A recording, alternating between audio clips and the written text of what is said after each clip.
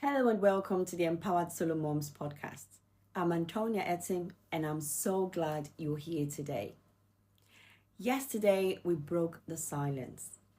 We started a conversation that so many moms carry quietly, sometimes in shame, often in confusion. We gave postnatal depression a name, and by doing that, we took the first step toward healing. Because when we can name something, we can face it. We can stop pretending, stop hiding, and we can start feeling seen. Today, we're going deeper. We're talking about the signs, how to recognize postnatal depression, not just in ourselves, but in each other. Because this isn't always the kind of pain that screams. Sometimes it whispers, it hides behind a smile, it shows up in small ways, and then quietly takes up space in every part of our lives. Let's talk about the signs. Postnatal depression doesn't always show up like a breakdown. It doesn't always mean crying uncontrollably or feeling sad every second. Sometimes it's subtle, quiet, like a fog that settles over everything. You might feel like you're going through the motions, feeding, changing, rocking the baby, but you're emotionally checked out.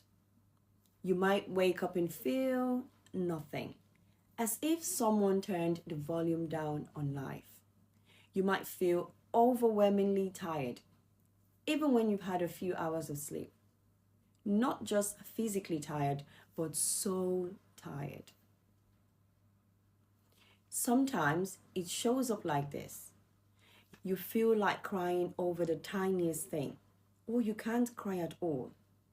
You love your baby, but bonding feels hard. You start to wonder if something's wrong with you. You get snappy or irritated at things that didn't used to bother you. Then the guilt creeps in and tells you you're failing. You stop everything that used to bring you joy. Music, food, conversations with friends. You feel deeply alone, even when you're not physically alone. And there's this question that keeps looping in your mind. Why don't I feel happy? I should feel happy. And the thoughts, they come quietly too. I'm not doing enough. I'm not good enough.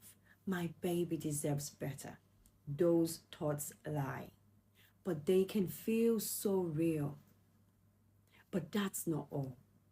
Postnatal depression can also show up in other ways that are easy to miss. You might struggle to focus. Even reading a text message feels like a chore. Making a simple decision can feel impossible. You might feel constantly anxious, worrying about things that may never happen. Or you might even have panic attacks. You may have intrusive thoughts you're too scared to admit. Thoughts that don't reflect what you want but make you question yourself. That's a symptom, not a reflection of who you are. Your appetite might disappear or swing the other way. Food becomes either forgotten or a source of comfort. You might sleep too much or barely at all, even when the baby sleeps. Your body may ache, headaches, stomach pains, tightness in your chest, and doctors might not find a physical cause. You might stop caring about how you look. Showers feel like a luxury. Getting dressed feels like climbing a mountain. And worst of all, you might start pulling away from the people you love without really knowing why. These are all signs, not of failure, not of weakness, but of a woman carrying more than she was ever meant to carry alone. So let me say this clearly. If any of this sounds familiar, you are not broken. You are not alone.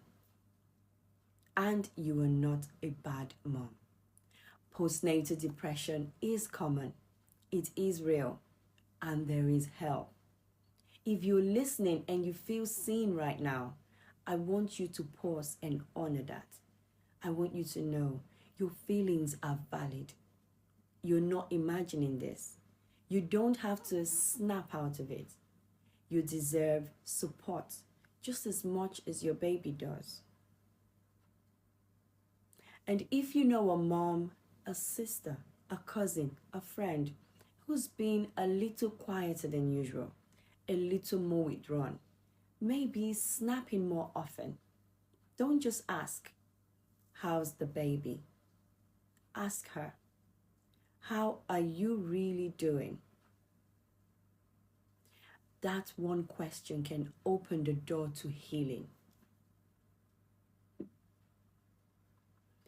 Motherhood doesn't come with a manual, but it should come with a village. We have to normalize saying, "I'm not okay right now. I love my baby, but I am struggling. I need help." There's no shame in that. That's strength. That's truth. And that's where healing begins. So today, I invite you to tune into yourself with kindness. Be honest, with no guilt, no shame. If something feels off, trust that inner knowing. You're allowed to ask for help. You're allowed to rest. You're allowed to feel. You don't have to carry it all. You don't have to pretend to be okay when you're not. And most of all, you are not alone. Thank you for showing up today, for yourself, for other moms, and for this community. If this episode spoke to you, share it. Send it to one mom. That could be the start of her healing too. Until next time, stay empowered, stay connected, and above all, stay kind to yourself. Goodbye.